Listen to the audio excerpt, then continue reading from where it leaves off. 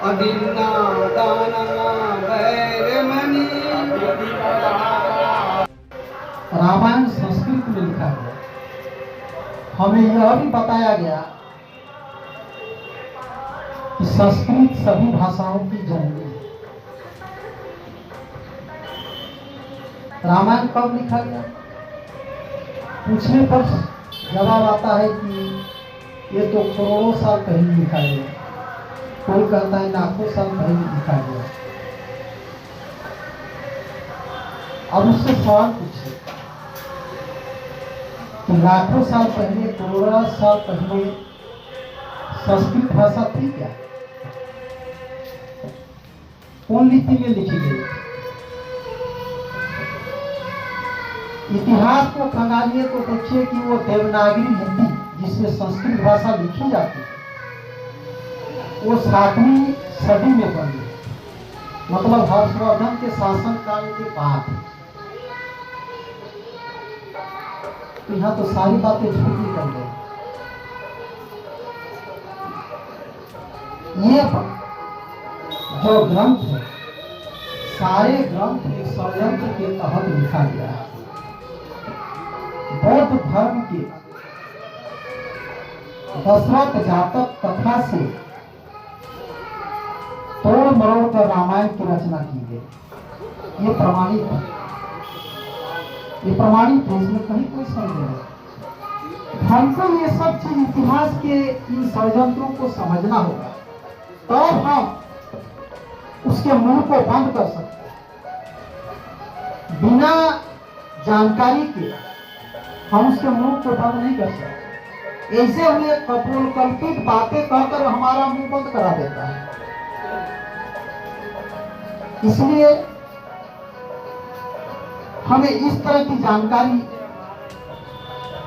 हासिल करनी होगी। ये जो पर्व त्योहार मनाए जाते हैं, ये सब कुछ बुद्धिस्ट त्योहारों का परिवर्तित रूप है। जो भी प्रमाण मिल रहा है सब बौद्ध धर्म का प्रमाण है। हिंदू धर्म के प्रमाण में कहीं न तो एक कंकड़ है और न एक अक्षर। कहने को तो बहुत कुछ है। मेरा संगठन से एक रिक्वेस्ट रहेगा कि इस तरह के प्रोग्राम गांव में किया जाए। गांव के पढ़े लिखे युवकों को बैठाकर उन्हें जागरूक किया जाए। लोग पढ़ तो लेते हैं लेकिन जागरूक नहीं है। मेरे शिक्षक समाज में बीएससी किए हुए हैं, लेकिन ये चीज वो मानने को तैयार नहीं की।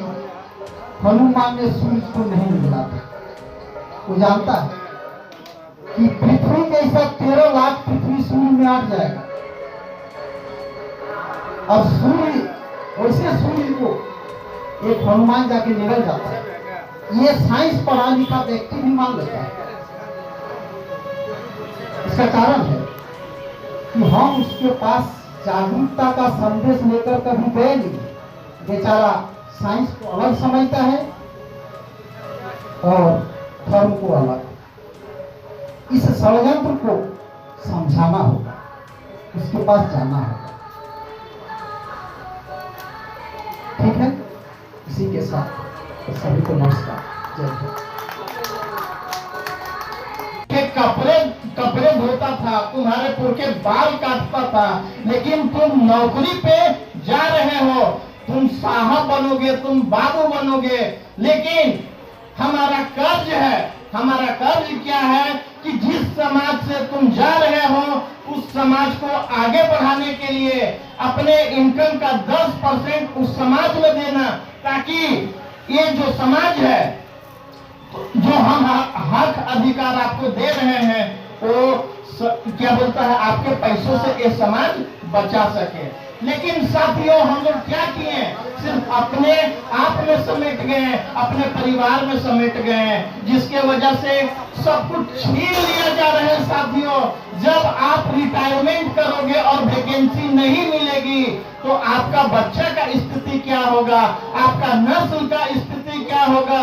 स्कूल में शिक्षा कमजोर है, पढ़ने नहीं सकेगा तो बोल नहीं सकेगा, और जब बोल नहीं सकेगा तो उसका लड़ाई कौन लड़ेगा। फिर आपके पुरखे, आपके नस्ल, आपके बच्चे, आने वाले जितनी क्या बोलता है, जितने क्या बोलता है भविष्य है, सब आपको गालियां देगी कि मौका मिला था मेरे बाप को, मौका मिला था मेरे दादा को, लेकिन क्या किया, अपने आप में रह गया, समाज को कभी जगाया नहीं, समाज को आगे बढ़ाने के लिए कभी पैसे दिया नहीं, आज हम गुलाम हैं। तो साथियों, अगर आपको नहीं कोसवाना है अपने आने वाले नस्ल से, तो इस तरह का जो संस्था प्रोग्राम होता है, मीटिंग होता है, इसमें आप लोग बढ़ चढ़ करके भाग लीजिए और अपने परिवार को भी साथ में लाइए, बच्चे को भी साथ में लेकर के आइए। यहाँ संस्कार मिलता है, यहाँ का बाहर लड़ाई है साथियों, ऑफिस में लड़ाई है, कोर्ट में लड़ाई है, हर जगह लड़ाई है, और आपके साथ अत्याचार भी होगा। और यहाँ जो आ जाएगा, जब क्या बोलता है समाज का आमना सामना करेगा, तो उसके पास एक हिम्मत रहेगा साथियों। और यही बात बोलते हैं, लास्ट बात बोल रहे हैं कि हमारा जो इतना बड़ा प्रोग्राम हो रहा है चक्रवर्ती सम्राट अशोक का, रोड में झंडा भी लगा हुआ है, मेन रोड में प्रोग्राम है साथियों, सबको पता है, मनुवादियों को भी पता है, लेकिन ये जो बाजा बजा करके जो डिस्टर्ब कर रहा है, तो आने वाला टाइम में हर समय हमारा पुरखों ने लड़ाई लड़ा, और वो महिषासुर जिसे भाला मारते हुए दिखा रहा है साथियों, वो हमारा पुरखा है। ज्यादा नहीं, 1 साल का अंदर में बंगाल में हम कहीं भी आसनसोल जिला में रावण को जमने नहीं देंगे। क्यों? क्योंकि हमारा पुरखा है। 1 साल का अंदर में कोई हमारे पुरखा को भाला नहीं मार सकता है। अगर मारेगा तो उस पर कानूनी कार्रवाई होगी। पूरा शासन प्रशासन को हम मूल निवासी समाज घेर लेंगे, और इस साल नहीं, अगले साल से ये करने जा रहे हैं साथियों। आप लोगों का भी सहयोग इसमें चाहिए, यही बोल करके मैं विराम देता हूँ। जय मूल निवासी साथियों, जय भीम। साथियों, किसी ने सही कहा कि इंसान देवता ना बन सके, तो कोई बात नहीं, बस इंसान ही बना रहे तो देवता से भी कम नहीं। वाह। शिल्पकार ने ईश्वर से पूछा कि हे प्रभु, आप भी एक शिल्पकार और मैं भी एक शिल्पकार, आपने असंख्य मूर्ति बनाकर इस धरती पर भेजे हैं और मैंने असंख्य मूर्ति बनाकर इस धरती पर बेचे हैं, पर हे ईश्वर, उस समय बहुत शर्म आते हैं कि आपके बना हुए मूर्ति आपस में लड़ाई करते हैं और हमारे लोग बेचे हुए मूर्तियों का शीश झुकाते हैं। ये सोचने की बात है, हम मनुष्य कहां रह गए, कि हम लोग को सबसे बुद्धिजीवी जीव बोला जाता है। एक गर्भवती महिला अगर रोड में निकलेगा, हमने उस दिन फेसबुक में छोड़े हैं कि रोड में जो जाते हैं प्रत्येक दुर्गा के घर से, मतलब जो रोड में जो जाते हैं उस माँ दुर्गा के साथ बलात्कार होता है, और जो पेट में जो दुर्गा पलता है उसका भ्रूण हत्या कर दिया जाता है। और जो जन्मदात्री जो हमारे माँ है, जो हमारी माता है, वो वृद्धाश्रम में जाते हैं और उसके बाद भी बोलते हैं हम लोग शिक्षित समाज से आते। मैं ऐसे समाज के लोगों पर, ऐसे मानसिकता के लोगों पर मैं थूकता हूँ। और अगर आप समाज कैसे संगठित होगा, समाज कैसे जागेगा, और समाज की जब आवश्यकता पड़ते हैं, आज बाबा साहब के बताए हुए रास्ते पर चल के, और जब आरक्षण में लेके और बीडीओ, सीओ, डीसी, एसपी, मुखिया, जिला परिषद बनते हैं, कलेक्टर बनते हैं, और समाज की जब जरूरत पड़ता है तो 2 रुपया देने पर आपको सिपाही बरसते हैं, और मनोवादी के कहने पर आप 1000 रुपया के भूल जला देते हैं। तो मनोवादी है। समाज कैसे संगठित होगा?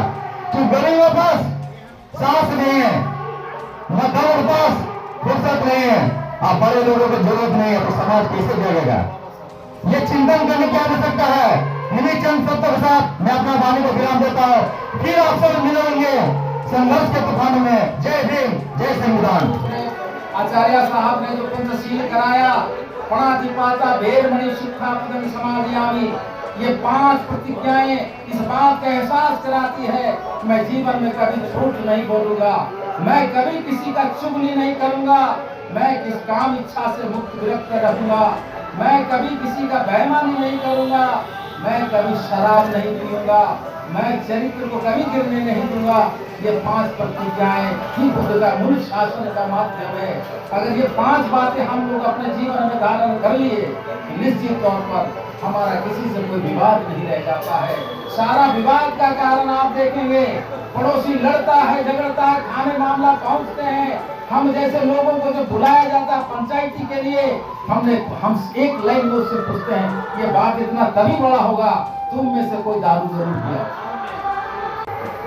इस दुनिया के सबसे पढ़े लिखे विद्वान, दुनिया के सबसे पढ़े लिखे विद्वान डॉक्टर बाबा साहब अम्बेडकर ने 6 एक्सपेरिमेंट किया, अर्थात 6 प्रयोग किया।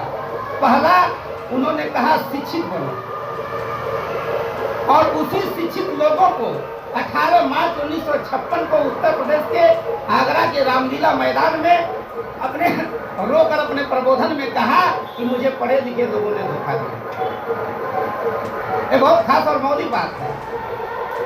इसलिए कहा कि आज हम LLB हैं, LLM हैं, PhD हैं, BTech हैं, MTech हैं, MBBS हैं, तो हमारे देश में सरकार के आंकड़े हैं शिक्षित और साक्षर, शिक्षित और साक्षर। क्योंकि आज का जो मेरा वक्तव्य होगा वो 2 शब्द, 3 शब्द और 5 शब्दों पर होगा। तो हमारे इस देश के सरकार के जो आंकड़े हैं शिक्षित और साक्षर, शिक्षित कितने हैं, साक्षर कितने हैं। इस बहुजन समाज में जितनी डिग्री प्राप्त किए हैं या जितने अधिकारी हैं, उनको क्या आप शिक्षित मानते हैं? मैं तो नहीं मानता हूँ। इसलिए नहीं मानता हूँ, जब अपने घर बनाने की बुनियाद खोदते हैं तो 5वीं फेल ब्राह्मण से उसका शुभ मुहूर्त निकलवाते हैं, तो उनको शिक्षित माने न साक्षर माने? शिक्षित माने न साक्षर माने? जब बेटे पैदा करते हैं, बेटी पैदा करते हैं, तो उनका नामकरण भी करने के लिए 5वीं फेल ब्राह्मण से उसका नामकरण कराने के लिए बुलाते हैं। तीसरी बात मैं बता दूं, जब पुत्र और पुत्री की शादी करते हैं तो 5वीं फेल से लगन की मुहूर्त निकलवाते हैं, तो उनको साक्षर माना जाए ना शिक्षित माना जाए? क्या माना जाए? तो हमारे समाज में 2 लोग हैं, एक पढ़ा लिखा, एक लिखा पढ़ा। दोनों का अंतर है, दोनों के अलग अलग है बात है। एक पढ़ा लिखा, पढ़ा लिखा उसे कहते हैं जो दूसरे का लिखा हुआ पढ़ रहा है, और लिखा पढ़ा उसे कहते हैं जो खुद लिखता है, जैसे महापुरुषों ने लिखा। वाह। इसलिए वो डॉक्टर बाबा साहब अम्बेडकर ने रोकर अपने प्रबोधन में कहा कि मुझे पढ़े लिखे लोगों ने धोखा दिया। दूसरी बात मैं बता दूं, डॉक्टर बाबा साहब का दूसरा कॉन्सेप्ट था संगठित हो। हम संगठित नहीं हुए, संगठन बनाए, संगठन बनाए। आज की तारीख में गवर्नमेंट ऑफ इंडिया का जो डाटा है, करीब 1.5 लाख रिकॉर्डेड अम्बेडकर, डॉक्टर बाबा साहब अम्बेडकर के नाम पर संगठन चलते हैं, लेकिन हमारी गिनती आज भी पिछड़ों में है। और डॉक्टर बाबा साहब अम्बेडकर ने तीसरा शब्द कहा संघर्ष करो। तो संघर्ष किससे होता है? आपस में संघर्ष हम लोग करते हैं। अगर एक व्यक्ति की सीट अगर विधानसभा की और मेंबर ऑफ पार्लियामेंट की सीट अगर आ जाती है तो चुनाव लड़ने के लिए हम जान लड़ा देते हैं, लेकिन सामान्य सीट पर हमारी नानी मर जाती है। तो यार ये संघर्ष हमारा है। 1950 के बाद में डॉक्टर बाबा साहब अम्बेडकर जब 26 जनवरी 1950 को जब आपको संविधान लागू हुआ, तब SC ST OBC को आज़ादी मिली। लेकिन उस आज़ादी का जश्न हम नहीं मनाए। जश्न किसका मनाते हैं? त्योहार। त्योहार का अर्थ होता है जहाँ तुम्हारी हार है उसी को हम त्योहार कहते हैं। जो जीतता है वो हमारे लोगों को पुतला जला करके जय जयकार करता है और हम भी पीछे से ताली मारते हैं, तो दुर्भाग्य इसको कहा जाएगा। मैं सार्वजनिक मंच से आज घोषणा करता हूँ कि बौद्ध के विचार को, अशोक सम्राट के विचार को धनबाद जिला में सींचने के लिए अगर कहीं किसी प्रकार की जरूरत हो तो मैं तन मन धन से तैयार हूँ। अभी चंद्रशेखर आर्य बाबू ने कहा कि मैं 10 एकड़ जमीन देने के लिए तैयार हूँ। हाँ, मैं तैयार हूँ। मैं देख रहा हूँ आज हमारे बच्चे, हमारे लोग 2 रुपया की दवा के लिए तड़प तड़प के मर रहे। आज हमारे लोग दबे कुचले, गाल फचका शरीर है तो जान नहीं, जान है तो टांग नहीं, टांग है तो हाथ नहीं। जब हॉस्पिटल में जाता है तो हॉस्पिटल में उस आदमी के द्वारा खेती किया जाता है, पैसा का खेती करता है, डॉक्टर चिकित्सा के नाम पर। हम अम्बेडकरवादी हैं, संघर्षों के आदी हैं। तो ये जो संगीत आपके सामने जो बज रहा है, ये कहीं ना कहीं उसी का एक प्रतीक है जो हमें बताता है कि बहुजन समाज जब भी संघर्ष करता है, इस तरह का जो भी संघर्ष होता है या भी जो भी हमारे खिलाफ प्रताड़ना की जाती है वो आते रहता है। लेकिन बहुजन समाज अम्बेडकरवाद को मानने वाले इस संघर्ष की परवाह न किए हुए कारवां, महापुरुषों के कारवां को आगे बढ़ाते रहते हैं। आज मैं जिस पंचायत से मुखिया हूँ, उस पंचायत एसी वर्ग से आरक्षित सीट था। ये बाबा साहब का देन है। मैं इनकी महिमा का गुणगान करता हूँ। मैं इनका ऋणी हूँ। किसी भी तरह मैं इनका कर्ज नहीं चुका सकता।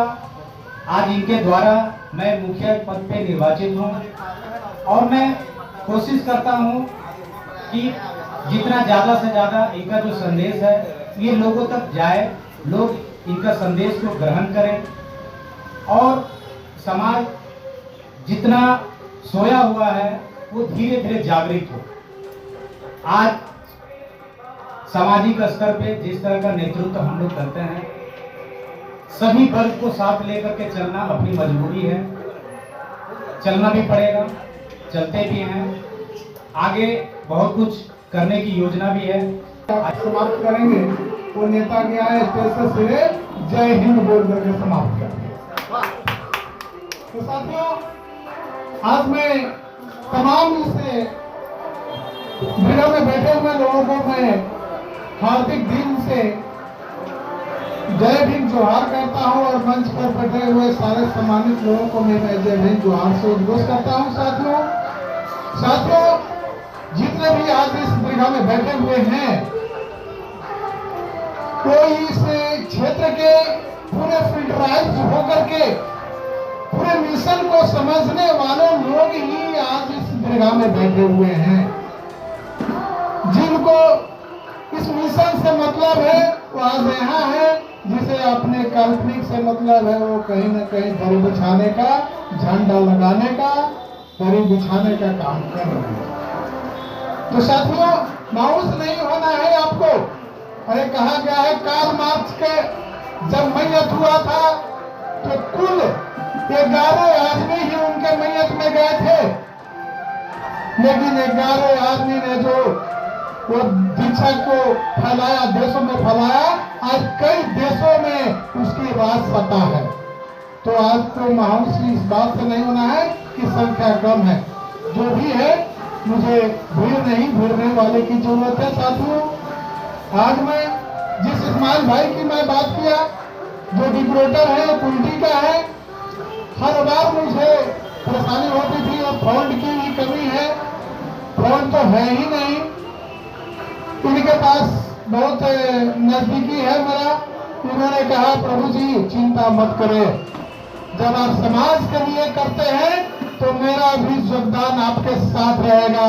इसका नाथ जो देख रहे हैं और समियाना जो देख रहे हैं, आज इस्माइल भाई ने आज अपने से आकर के लगाया है और कहा कि मेरे तरफ से ये मैं डोनेट करता हूँ आपको।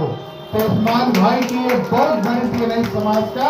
हमारे समाज के लोग तो ये सोचते हैं कि पॉकेट में 2-4-500 खर्चा हो जाए। जो करने वाले हैं जैसे पूरे खर्च भी उठा लेते हैं, उसकी गम नहीं है, पैसे की कोई माने नहीं है। आप सिर्फ समय दें समाज को, अपने 8 दिन के समय में अगर एक दिन भी इस समाज को दे देते हैं तो निश्चित है कि आने वाला निरसा ये बहुजनों का, ये दलित पिछड़ों का ये राज सत्ता भी होगा, मुखिया भी अपना होगा, समिति भी अपना होगा और विधायक भी अपना होगा। तो एक जंग मेरा छिड़ चुका है, बहुत मैंने देखा है इन लोगों को।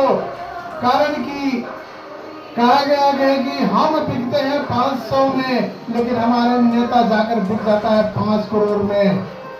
चुने चुनावे बिक जाते हैं 5 लाख की खोखा में, 5 करोड़ की खोखा में। हम और आप रह जाते हैं 5 किलो की धोखा में।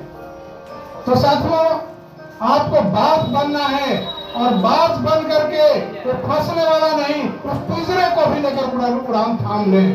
आ रहा है समय, वो बात बने और बात बन के फैल जाएंगे अपने समाज के बीचों में और रोक दीजिए उस मनोवाद को जिसने आपके बीच में आकर के शोषण लगातार करते आ रहा है और इस समाज के कहीं प्रतिनिधित्व नहीं दिया है। हमारे वकील साहब भी ने इंडिकेट कर दिया है कि ये वोट भी अपना शादी जिस समाज में करते हो उसी समाज के वोट देना। साथियों, मैं ज्यादा कुछ नहीं कहूँगा, समय के अभाव है। 2.5 से 5 मिनट ले लिया, धन्यवाद। हमारा आज का जो सभा है वो बहुत कामयाब हुआ।